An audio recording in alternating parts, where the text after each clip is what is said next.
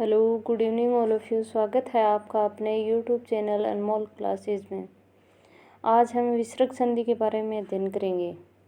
विसर्ग संधि। विसर्ग हमेशा अर्धाक्षर होता है। विसर्ग हमेशा अर्धाक्षर होता है। विसर्ग का उच्चारण स्थल कंठ होता है। इसका पहला नियम फर्स्ट है, विसर्ग प्लस च यानी विसर्ग हो, पहले तो विसर्ग और विसर्ग के बाद में अगर उसमें च या छ में से ऐड हो रहा है तो विसर्ग का अर्धाक्षर स बन जाता है। विसर्ग का अर्धाक्षर स बन जाता है। जैसे कुछ उदाहरण हैं, नी है प्लस च, नी है प्लस च, नी है प्लस च बराबर बनता है निश्चय, यानी विसर्ग तो हट जाएगा और प्रथम स है वो अर्धाक्षर के रूप में आ जाएगा। तो नी है प्लस च बराबर बनता है नी, तो ऐसा कैसा विसर्ग हट गया और उसकी जगह प्रथम स है वो अर्धाक्षर हो जाता है, तो प्रथम स अर्धाक्षर और च ये तो बनता है निश्चय। इसी प्रकार बनता है नी है प्लस छल बराबर बनेगा निश्छल। तपय प्लस चर्या बराबर बनता है तपश्चर्या। फिर है नियम नंबर 2। नियम नंबर 2 है विसर्ग प्लस ट या ठ, यानी ट वर्ग है, विसर्ग के बाद में ट या ठ है तो विसर्ग का अर्धाक्षर दूसरा स है उसमें परिवर्तन हो जाता है। जैसे उदाहरण है, पहला है क है प्लस ट, क है प्लस ट बराबर बनता है कष्ट, यानी क है प्लस ट। अब ये विसर्ग है, विसर्ग का क्या है, देखो क पहले है क है और प्लस में आगे ट वर्ग है, ठीक है। ट वर्ग आते ही क्या होता है, दूसरा स है वो अर्धाक्षर के रूप में आ जाता है, विसर्ग तो हट जाता है और अर्धाक्षर के रूप में दूसरा स आ जाता है। तो इस विसर्ग को तो हटा देंगी, तो क तो ऐसा कैसा, और अर्धाक्षर स को क्या लिखेंगे ऐसे, और ट का ट, तो बनता है कष्ट। फिर है प्रति है प्लस ठा बराबर बनेगा प्रतिष्ठा। फिर है रा है प्लस ट्र, तो रा है प्लस ट्र मिलके बनता है राष्ट्र, और भ्र प्लस ट मिलके बनता है भ्रष्ट। फिर है नियम नंबर 3। नियम नंबर 3 है विसर्ग प्लस तैथ है, यानी विसर्ग के बाद त या थ यानी त वर्ग है तो विसर्ग अर्धाक्षर तीसरे स में बदल जाता है। विसर्ग है वो तो हट जाता है और तीसरा स है वो अर्धाक्षर के रूप में आता है। जैसे कुछ उदाहरण हैं, पहला है आ है प्लस था, आ है प्लस था, आ है प्लस था, ठीक है। अब इस विसर्ग को तो हटाना है और आगे थ है, यानी त वर्ग है और त वर्ग आते ही क्या होता है, तीसरा स आता है और तीसरा स भी अर्धाक्षर के रूप में आता है, इसलिए ये मिलके बनेगा आस्था।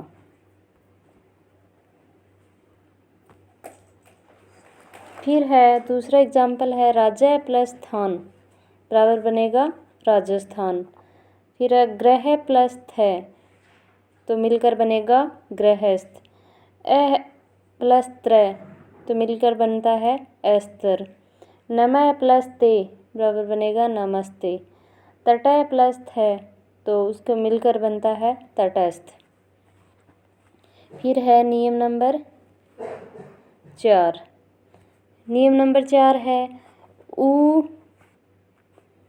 ऊ या बड़ा ऊ के साथ में विसर्ग प्लस क ख प फ हो तो विसर्ग अर्धाक्षर दूसरे स में परिवर्तित हो जाता है। जैसे उदाहरण है, दू है प्लस करम।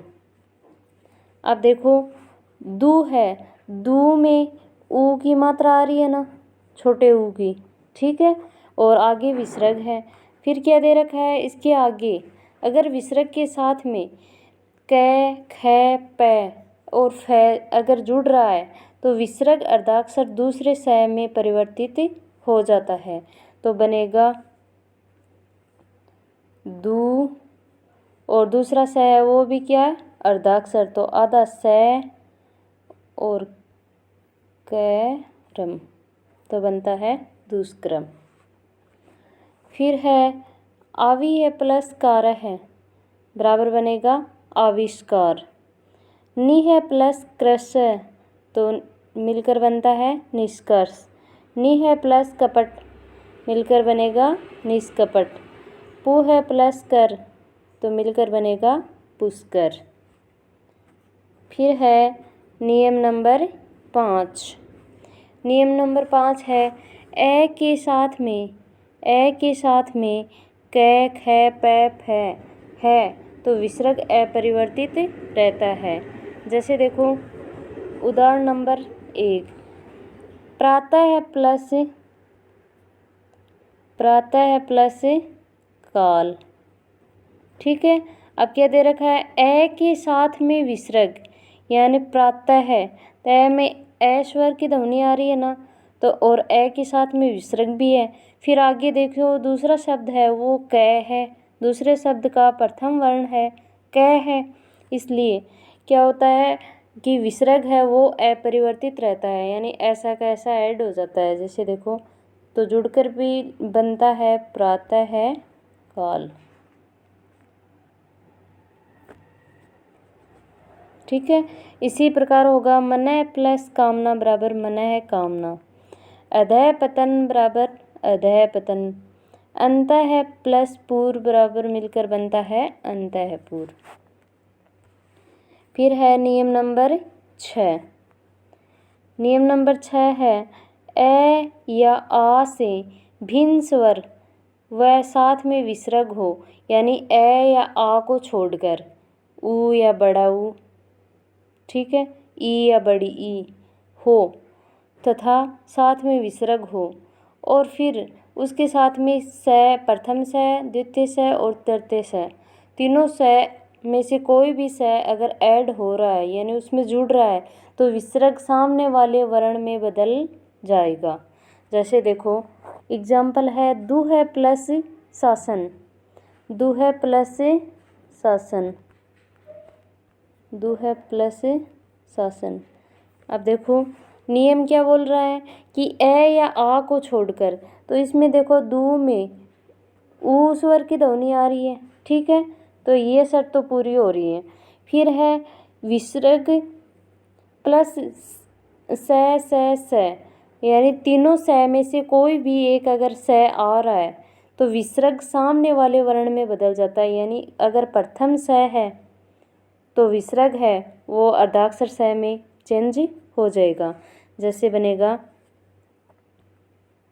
दू, और विसर्ग तो सामने प्रथम स है तो प्रथम स के विसर्ग की जगह आधा आ जाएगा, दू स शासन, ठीक है। फिर है दूसरा है निह प्लस श्रित, निह प्लस श्रित, तो इसमें क्या होगा, इसमें भी छोटी ई स्वर की ध्वनि आ रही है। अब विसर्ग की जगह क्या होगा, आगे जो शब्द है उसका प्रथम अक्षर है वो द्वितीय स है, सॉरी तृतीय स है, तो तृतीय स क्या हो जाएगा, आधा जुड़ जाएगा, तो बनेगा नी, आधा स, फिर पूरा स, री और तय, नी सस्त्रित। फिर है नि है प्लस शेष बराबर निशेष। यदि सामने वाले स अर्धाक्षर हो तो विसर्ग ज्यों का त्यों ही रहता है। अब देखो जैसे उदाहरण है दु है प्लस स्तर, यानी दूसरा जो शब्द है उसका प्रथम वर्ण है स है, वो क्या है, अर्धाक्षर है, तो विसर्ग वो ऐसा कैसा रहेगा, तो दु है प्लस स्तर बराबर मिलकर बनता है दुस्तर। फिर है दुह प्लस सौपन बराबर मिलकर बनेगा दुह सपन। फिर है निह प्लस स्वार्थ बराबर निस्वार्थ। फिर है नियम नंबर 7। नियम नंबर 7 है ए या आ के बाद ए या आ के साथ में विसर्ग प्लस कोई स्वर या व्यंजन परिवार का तीसरा या चौथा व्यंजन हो तो विसर्ग के स्थान पर ओ हो जाता है। विसर्ग के स्थान पर ओ हो जाता है। जैसे उदाहरण है सरह है प्लस जय, सरह है प्लस जय। अब जय है वो चय वर्ग का है, चय छ जय। अब क्या बोल रहा है, नियम है कि ए या आ के बाद, अब देखो सरह है, सरह में ए स्वर की ध्वनि आ रही है ना, ठीक है, और आगे जय है तो जय चय वर्ग का तीसरा वर्ण है, ठीक है। फिर क्या होगा, तीसरा या चौथा व्यंजन होने पर विसर्ग के स्थान पर ओ हो जाता है, विसर्ग के स्थान पर ओ हो जाता है। तो सरह है रह विसर्ग के स्थान पर ओ हो जाता है। जैसे देखो सरह प्लस जय बराबर बनेगा सरोज, यानी रे में ओ की मात्रा मिला होगा तो ओ रो हो जाएगा, तो सरह प्लस जय बराबर बनेगा सरोज। इसी प्रकार है मनय प्लस जय बराबर मनोज, उरय प्लस जय बराबर उरोज, तपय प्लस भूमि बराबर तपोभूमि। फिर है नियम नंबर 8। नियम नंबर 8 है ए या आ से भिन्न स्वर साथ में विसर्ग प्लस कोई स्वर या व्यंजन परिवार का तीसरा चौथा वर्ण हो तो विसर्ग के स्थान पर अर्धाक्षर रै बन जाता है। जैसे देखो उदाहरण है दु है प्लस ग, दु है प्लस ग, तो क्या होगा दुर्ग, यानी विसर्ग के स्थान पर अर्धाक्षर रै आएगा। तो अर्धाक्षर रै है वो आगे वाला जो भी शब्द है उसका वर्ण, शब्द या वर्ण है उस वर्ण के ऊपर चला जाता है। तो दु है प्लस ग बराबर बनेगा दुर्ग, नी है प्लस अंतर बराबर निरंतर, नी है प्लस आधार बराबर निराधार, नी है प्लस आयात बराबर निर्यात। फिर है नोट है, देखो ए या आ से भिन्न स्वर साथ में विसर्ग प्लस अंतस्थ यरलव, यानी अंतस्थ वर्ण कौन से होते हैं, य रे ल व, ठीक है। तो विसर्ग का अर्धाक्षर रै बन जाता है। जैसे उदाहरण है नी है प्लस यात बराबर बनेगा निर्यात, नी है प्लस वहन बराबर बनेगा निर्वहन, आसी है प्लस वाद बराबर आशीर्वाद। फिर है नियम नंबर 9। नियम नंबर 9 है नी है प्लस रे बराबर ई का दीर्घ ई में परिवर्तित हो जाता है, क्योंकि विसर्ग का यहाँ अर्धाक्षर रै हो जाता है और सामने भी रै वर्ण है। देखो उदाहरण है, अगर पहला क्या है नी है, अब नी है में ई स्वर की ध्वनि आ रही है छोटी ई की, ठीक है। फिर आगे क्या है रस, यानी प्लस आगे है रस, तो रै वर्ण भी आ रहा है, ठीक है। तो क्या होगा, ये नी है छोटी नी है ना, ये बड़ी ई में परिवर्तित हो जाएगी। तो नी है प्लस रस बराबर बनेगा नीरस। इसी प्रकार होगा नी है प्लस रै बराबर नीर, नी है प्लस रोग बराबर बनेगा निरोग। थैंक्स फ्रेंड्स, वीडियो अगर पसंद आए तो लाइक व शेयर ज़रूर करना।